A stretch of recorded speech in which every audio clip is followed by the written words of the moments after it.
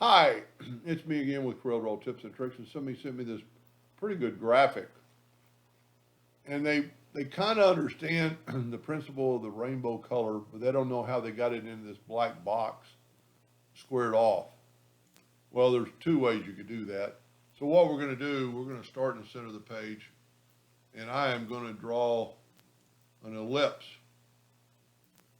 I'm still using the one from the other day. Now I'm going to take that ellipse and I'm going to make it a half-inch line. That might be a little bit too thick. So let's enlarge it a little bit. I am going to go ahead and turn that ellipse into an object, and I am going to left click, right click. Now I'm going to control D and make a duplicate. And then I'm going to hold down well, you can't hold down the control button to get it perfectly centered. What I'm going to do is take an indexing line and hit P. I'm going to put our new item in the center of the page. And then I can move it up because I want to be able to rotate from the center. Let's put in another indexing line. That's pretty good right there. Now let's use the transformation docker. Let's take that. We don't have to make a duplicate of it, but you need to have this in the center. Let's see if we are. We're good. Go to Windows, Dockers, Transform or Transformation, depending on what version you have. We're going to rotate it 10 degrees, and we need 35 of them. We really need 36, but we've already got one. Now I'm going to take these and weld them together. And we get that item. Now there's some center parts in there that I really don't like. Maybe it's a little bit thicker. So what I can do is go up to Object, break the curve apart, and I can take the virtual segment delete key and delete these little fragments of lines. I don't think it would have really mattered, but it would kind of show you how you could do something. And then you can hold down the Alt key, and just draw a line through there and get rid of all of them. All right, now we're going to go ahead and we're going to make this thing white.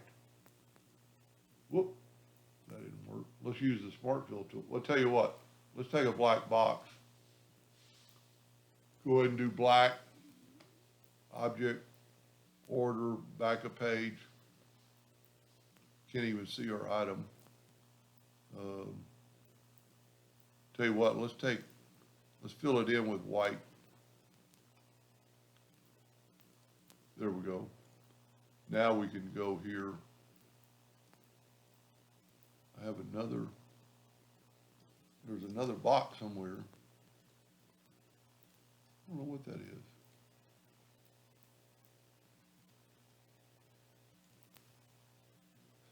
That is weird how tell you what, let me delete that box. Let me get my lines back. See, these are thicker looking lines than the ones on the other side. Tell you what, let me get rid of my indexing lines. And let's take the Smart Fill tool. Oh, you know, it's only doing half of it for some reason. Let's back up here to where I was.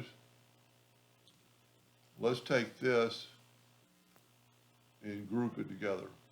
We shouldn't have to because it's already welded. Now we're going to take the white and fill it in. Let's take a black box. I'm using black because we're going to use black at the end. Order, back a page. So we have that now. I'm going to go ahead and hit P, put it in the center of the page. And evidently they used the interactive fill tool, and they just wiped across it, and then and I'm not even saying they did this in Corel, but there you go. And you got to kind of make that round. Now we got it black on the outside, which we don't want. Let's put a blue. Well, that made our box blue. You know what? There's no color there. So let's make the inside box blue. And let's make the inside box or outside box white. Having a little trouble there with that. Tell you what, let me move this box out further. And it is black. There we go. No? that interactive fill tool is trying to do the box. I don't want the box. Let me make that, let me disappear that. Well, you know what? That wouldn't be a bad effect. That'll be a good lesson. You need to have your item selected when you took the interactive fill tool. Now we're going. Now let's put a blue in there. It's only doing half of it. Well, okay, I didn't do the elliptical. All right, now to get really starting the video, how they got that rainbow color. I used to have to make boxes, or I used to make boxes, but if you'll just take colors and see that there's nothing there, but when you see the plus sign, it's going to add a color to that line. And I'm not going to probably be as good as they did on the rainbow colors. Try to get them semi-close together, and you can throw in some white every once in a while to make it look good. Whoever did, I'm trying to kind of look at theirs. They did a pretty good job. But see, I don't know if you can see that plus sign pop up. Let's go ahead and put another green. Right there, there's no plus sign, and I get close to that line, I get a plus sign. And we'll put in another yellow. And let's put in this peach. So that's how they did it, I think. So now,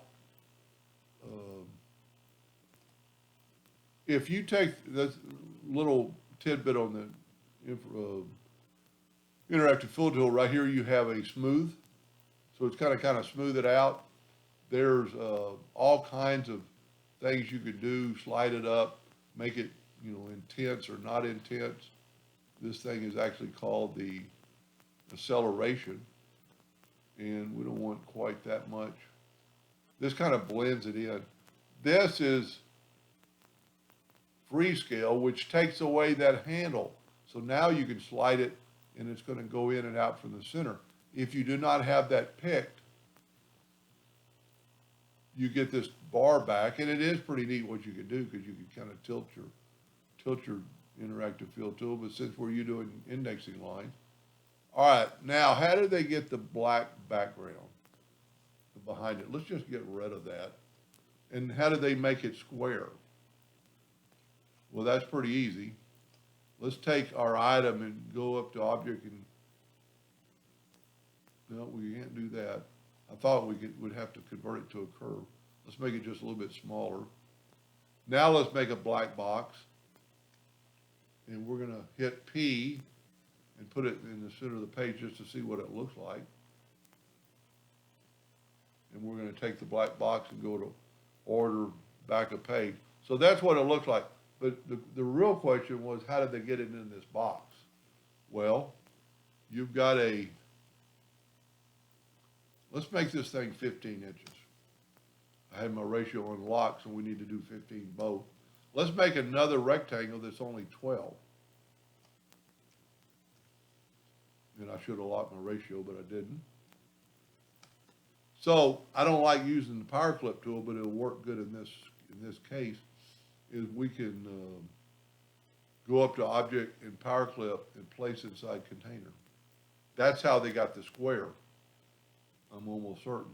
Let's make our box black. And let's grab this again. Go up to object, PowerClip, place inside frame. That's how they cut out the corners. I'm guessing. Theirs is a little bit better. They're showing a little bit. I should have made a little bit bigger, maybe a bigger square. And I like the rainbow colors a little better. But I didn't take my time, and you could still add. Now, I think once you're a PowerClip, you're SLL for changing anything. Now, you could edit the PowerClip, and you could change these colors. Let's say we want to put a yellow on the outside. Let's say we want to put a green between there. See, we're just adding more colors. Let's put a purple at the very end. Doesn't really show up. Anyway, now, let's say finish, and it looks like that. Anyway, I hope that answers their question, and thank you for watching.